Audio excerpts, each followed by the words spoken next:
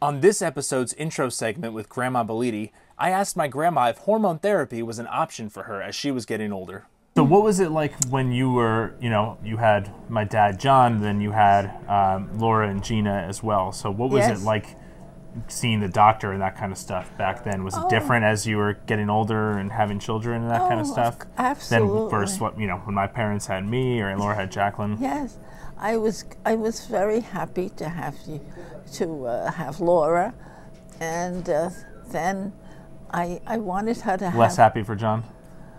No. I'm kidding. I wanted to have another child, and I couldn't have another child. It took me 7 years to have John. And the minute that Dr. Lowenstein gave me estrogen, I became pregnant. And when was this again? That was for John's pregnant. So that was like 1962, 63. 64, yeah. 64, when, 64. Right, 64. Yeah, 63. Yeah.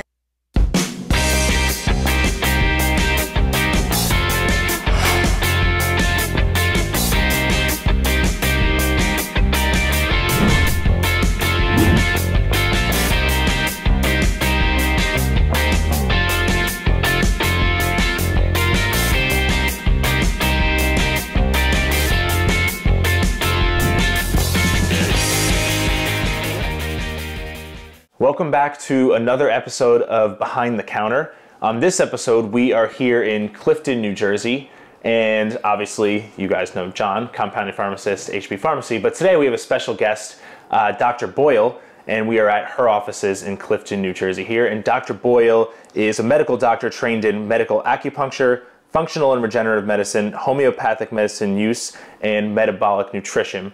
And of course, this is obviously very relevant to our topic of hormones and hormone health this whole season 2 of Behind the Counter. So thank you very much, Dr. Boyle, for taking the time to welcome. Great to join be here. us here. Thank you. Thank you for joining us. Yeah, cool. At the office. Of course. And actually, speaking of the office, I did want to lead with this. So this is a funny story, I guess, for my dad and I. The first time we visited your office, we were in the middle of this very heated argument. Honestly, I don't even remember what we were arguing about. But I can't recall myself. Yeah, cleally something very important. But we I were very remember though why about we it. stopped arguing. Right, exactly. Yeah. So we walk into your office and you had just the ambiance, the essential oils that you had going, and like literally it was the most noticeable just switch in mood. At least personally, I think you felt it too. 100%. We were like, oh, it's so nice. Right. Before I know, we're hugging. Yeah, arm in arm, walking out of your office like that. Like anytime, that's a true story. It's I very know. true. And it's Anytime I get asked about essential oils or anything like that, I always share that story and just like it just completely changed the mood and everything. And so that's important for essential oils because essential oils actually change energy. So we're all just energy.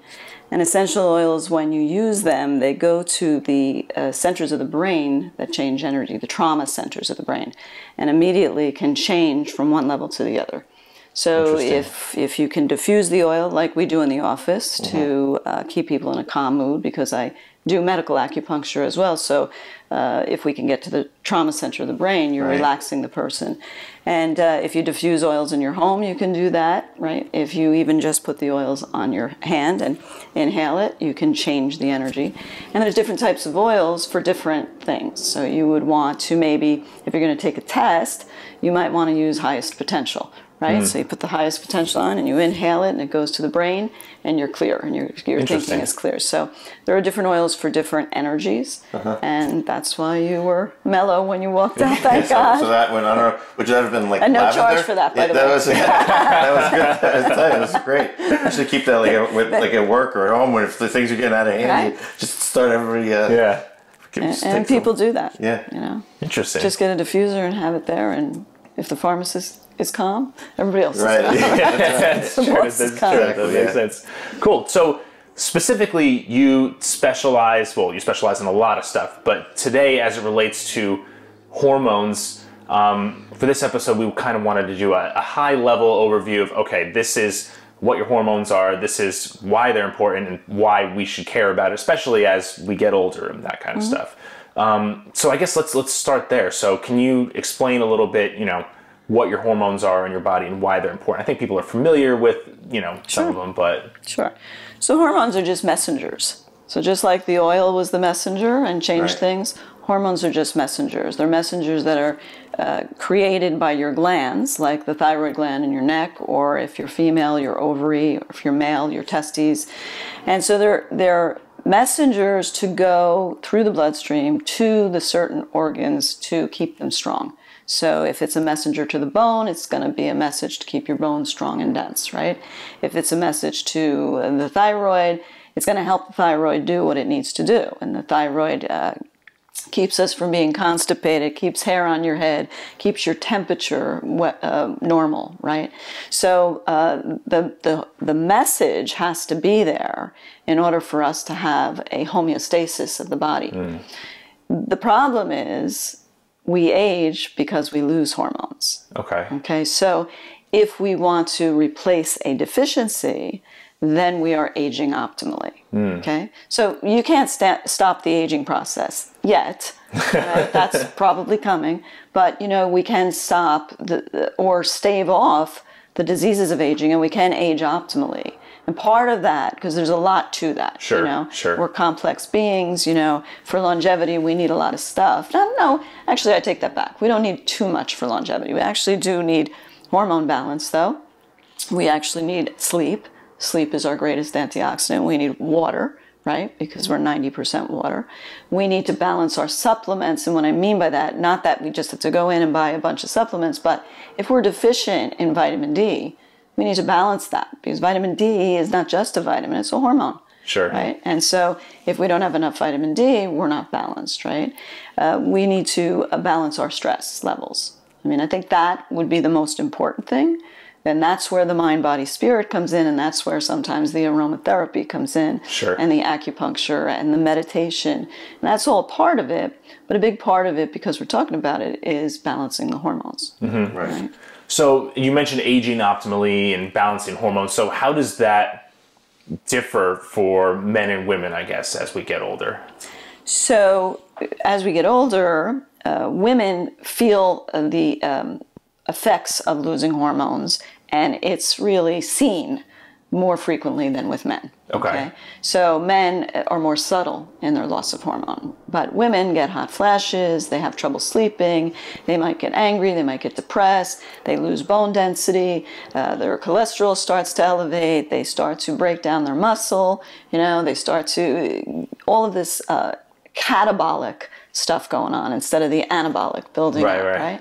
So it's visible, and the partner of the woman might see, oh, she's got the flashes today and she's not in a good mood and I'm going to stay away. But whereas a man, it's more subtle.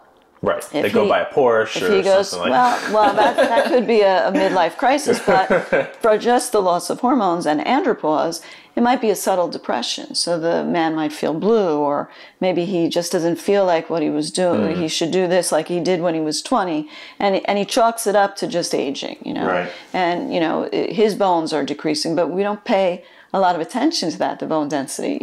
We pay attention to the women, but not really the male. But they can have bone density loss too. So Sure. osteopenia, osteoporosis, it's a big thing. And then when we age, when we break the bones, that's a big problem, because then we're hospitalized.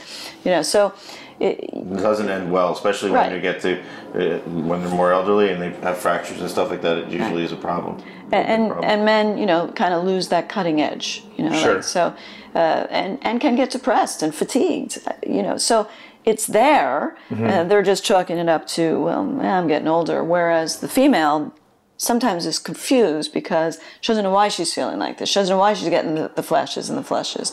And the male might just say, well, I'm getting older, but instead of saying, gee, I shouldn't be feeling like this, and why am I feeling like this? And it's from a deficiency, and if I replace the deficiency, will I feel better? Right. Okay. So that's a call to action, really, to just keep in mind that it's a message she's always had as long as I've known her, is that, you can age optimally, and, and you're in control of that. And it's not always as clear for men, but, because of how she said it's more subtle. But certainly, men should be also paying attention to this conversation and know that there's things that they can do about it.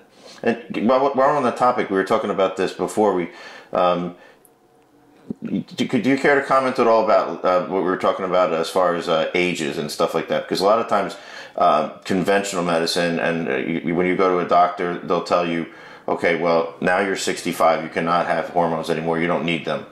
Or you know, so things like that. Or even if you've had a hysterectomy, oh, you don't need hormones anymore, or you don't need progesterone. But it's like, what do you think of those types of things? Yeah, I don't think that that's true. I think that in the case of a hysterectomy, you don't need conventional hormones, which is the conventional pharmaceutical Premarin and Prempro, because the World Health Initiative already proved that we can increase breast cancer, we can increase blood clots with that, you know. So that's not what you need, but you need to replace the deficiency that was caused by maybe removing the ovaries, right?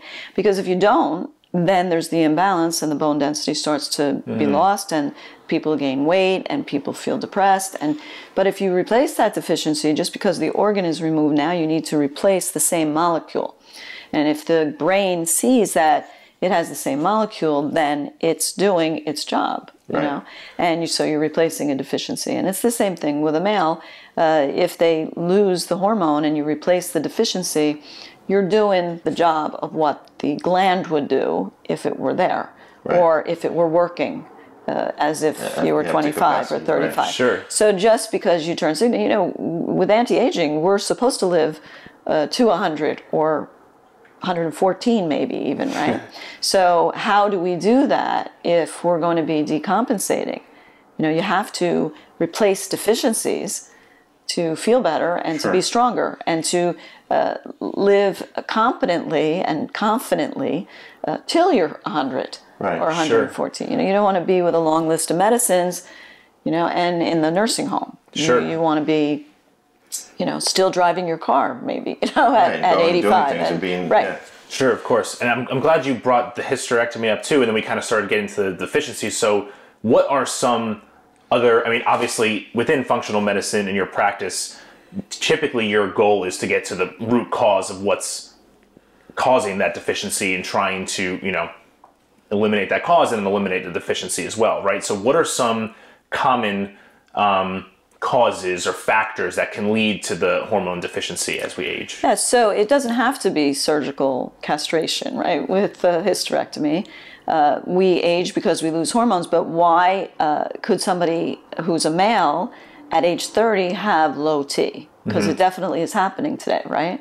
It's happening because we look at other things in the environment, right? We look at genes and we look at the environment and what the environment does to the gene, right? So in the environment, we have heavy metals now, right? We have plastics. They all affect hormone balance, right? So, and then we have the stress, right? Mind, body, spirit, and people have the striving for the high-powered job because they want the car and they want this and they want that, and it's a lot. It's overwhelming, you know. But if we have all of this and aluminum in your deodorant for the heavy metals, you know, it's going to impact on hormone balance, and people don't realize this.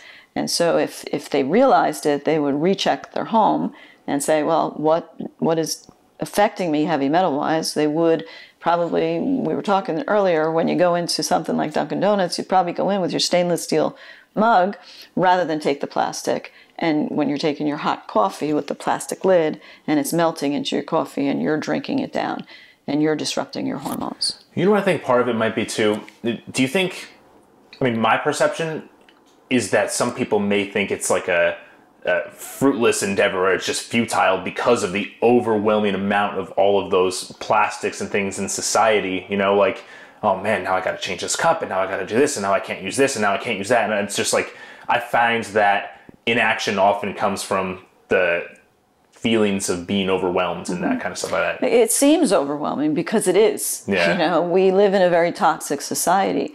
But if you don't take the first steps, and if you don't take the steps to say, well, maybe I can't cut it all out, but if I do 50% of it, then I'm 50% on my way of being healthier. Sure. You know? No, that makes sense. Right. Were you going to add something there? Sorry. No. Okay. So I guess if someone is kind of at the beginning, initial stages of this, and maybe they're experiencing some of those symptoms that you kind of outlined towards the beginning of this discussion, what action would you recommend for people who are kind of in that phase and like, hey, you know what, I'm feeling this kind of resonates with me? What would you recommend to those people? Yeah, well, it's different if it's male or female, Sure, right? sure. But if we take a typical female, the female, it's not a knee-jerk thing where you just say, here, you take the hormone. You got to look at what their lifestyle is. So what is their diet like? Are they exercising? Are they deficient in certain vitamins like vitamin D? Are they really hormonally deficient? And a female becomes progesterone deficient at age 35. Okay. And really quickly, we lose progesterone from 35 until menopause. If a female is stressed, besides losing from your age, you're shunting whatever progesterone you have to make cortisol. Cortisol is the stress hormone, and it gives you the gas in your tank to deal with your stress, but it robs your progesterone. So estrogen and progesterone should be balanced, and if you're robbing your progesterone, then women are becoming estrogen excessive on their own means. They're not giving more estrogen, but estrogen is growth hormone. So estrogen makes them gain weight, and cortisol makes them store typically right around the midriff, where they make more estrogen, because of the stress. And so really they have to think about, well, what are my stressors and what can I change and what can I change? And if I can't change it, do I change the way I respond to it? And yes, we need progesterone. But if all of those other things aren't taken into account and we just give progesterone, then we're feeding the monster, so to speak, because the stress is still there and the progesterone is being shunted down, and then it's a cortisol response, and then eventually they become adrenally fatigued because they're always stressed, they're always on. Right, it's a vicious cycle. Right, but that's why I admire and respect the way you treat the patients, because you're looking at the whole picture, and you're also asking questions about what's going on in their life. Are they sleeping? Are they eating right? All these other things, because it all works together. It's not just to replace progesterone, which is the simple solution, because it seems like it's most likely low. So and progesterone is very important, but if you just gave progesterone and you didn't do that, and they were gaining weight and had extra estrogen, right, in the peripheral fat tissue, there's a lot of toxin. We hold toxin and we hold the bad estrogen in fat tissue. So estrone is the bad estrogen. And that's the bad actor on the breast for women, and it's the bad actor on the prostate for men. So if genetically that woman or that male can't, because men make estrogen too, and women make testosterone, we just don't want a lot of it for the woman because she'd want to kill somebody and get very aggressive and get pimples and hair loss on her head. But the male, on the other hand, doesn't want a lot of estrogen, because if he can't metabolize that, that's going to affect the prostate. So breast and prostate are similar tissue.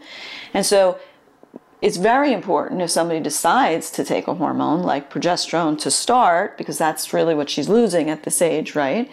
That she's not going to change it to estrogen, and that she watches what we do with the weight, because the weight is estrogenic, right? And the weight is carrying toxins and the bad estrogen. So if we can metabolize the bad estrogen and prove it by doing blood work and looking at different lab values, then we know we're keeping her healthy. Right. Right? And the same thing with the male. If he's watching his weight and he's not making a lot of estrogen, and if he's metabolizing it properly, we can protect, even if he has a gene for possible prostate cancer, we might protect him from getting that, right? Gotcha, that makes sense. And related to that too, so in the personal trainer nutrition world a lot, I hear, everyone talks about, okay, losing weight comes down to calories consumed versus calories burned. Obviously, as kind of we're talking about here too, and you just alluded to, calories burned is a very, very complex thing. There's a lot more factors than just, I exercised, I got my steps in, my Apple Watch said good job, and that kind of stuff, right? So something I hear a lot, and of course, there are little things and little habits you can do and to be healthier, and adherence to those habits is important. But I hear a lot, well, the vast majority of people, including, women who are going through some of these hormone changes, the vast majority should just be able to lose weight and to be healthier with some of these habits. And not even talking about looking like Gwyneth Paltrow or something like that, but being healthier. How do you feel about that? Where do you feel the hormone factor comes into balance when, you know, people are getting this advice from people are hearing these things in the nutrition world. So calories in and calories out is a big part of the equation, but it's not the only part of the equation. Right. You know, so all of the things that we talked about, like stress and hormone balance and toxins, all play a part. You know, and you know, if you know, it's interesting, if we don't detoxify, you're not going to get the toxins out. You're going to hold on to inflammation, and inflammation causes disease. Right, so you got to detoxify and put out the fire, because the word flame is inflammation, right? And that's a big part of what starts the weight loss process, detoxification. And what are the toxins in that particular person, right? And that's where functional medicine comes in, because that's where you can measure, you know, what are the toxins? Are they exposed to heavy metals? Are they really doing plastic water bottles all of the time? You know, are they exposed to things in their home? You know, there's heavy metals even in our ducts for heat. You know, so we can be inhaling them if they don't have a good, where you spend 8 hours of your day is sleeping, right? So if they don't have a good air purifier, we might be inundated with metals or mold. What if there's mold in the house, right? It's even worse, sure. And so all of this causes inflammation, and inflammation causes weight gain. And then if on top of that we're aging and our hormone balance is off, we're gaining weight, and the whole picture is not there if that's not taken into consideration. Sure, that makes perfect sense. Cool, that was extremely insightful.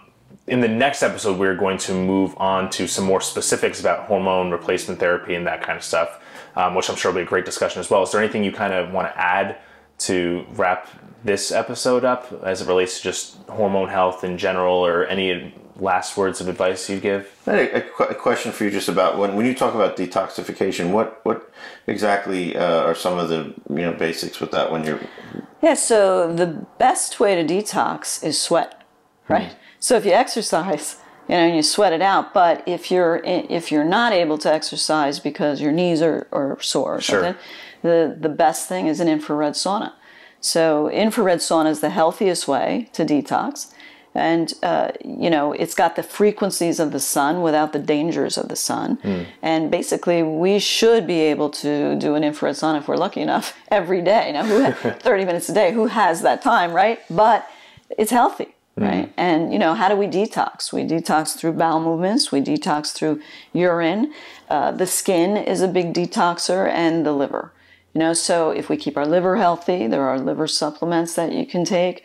You can avoid certain things that are going to affect the liver. Avoiding multiple medications that have to be broken down in the liver would be good. So if we make our goal that as we age, we don't want to be on a list of high blood pressure, high cholesterol meds. You know, we want to do what we can with lifestyle changes. And when we make the lifestyle change, part of that might be the supplement that we need. Definitely a hormone is involved as well. And not everybody is, like we were talking before, is a candidate for hormones. Whether they're fearful of hormones, whether they have a family history or a history themselves of cancer. You know, even though even in certain cancers, certain hormones are permitted. You know, you don't want the estrogens if that's where we're headed, and you don't want the conventional estrogens, which already have that risk in them, because estrone, which is the bad actor on the breast, is already in Premarin. You know, so if you're giving that and you're genetically not be able to break it down, that's a problem. But you know, if you're serious about your health, you know, it is overwhelming. It's a commitment. You know. But, you know, it'd be great if we could just commit to ourselves and being healthy all the time. We didn't have to worry. But stress gets in the way and life gets in the way. And that's what interferes. And that's where balance comes in. So we need the balance. And if we don't have the balance, there's dis-ease. But detox, something as simple as sweat or having 3 bowel movements during the day. You know, a lot of people tell me they don't have 3 bowel movements. They have 1. Well, they're not detoxing. Well enough. Even water, right? I would imagine if you're increasing people don't drink enough water. Well, the amount of water that you're supposed to drink is you take your weight and you divide it by 2, and you're supposed to drink that amount in ounces. And if you're using essential oils to detox, which a lot of people do, they make their own capsules or they're diffusing, you have to add another 8 to 16 ounces of water. Right, so that's quite a bit. Damn, wow. That's a lot. That's a lot. Wow. And how many of us can really say we do that? You know? Yeah, sure. Cool. Well, thank you. That was an extremely insightful discussion. We'll have more insights and deeper dive into hormones and hormone therapy in the next episode with Dr. Boyle. If you're interested in seeing more information about her and her practice, the link to the website is provided here as well. So feel free to check that out. Thank you so much for joining us. That was awesome. And we'll see you guys in the next episode. Thanks. Thank you. Thank you as well. I developed 5 autoimmune conditions. And none of my colleagues could help me because they wanted to give me conventional meds, Right. which I didn't want to take because that would make things worse. And they wanted to do surgery with some of the nodules that I had. And I said, I'm a surgeon, I don't want to do that, right?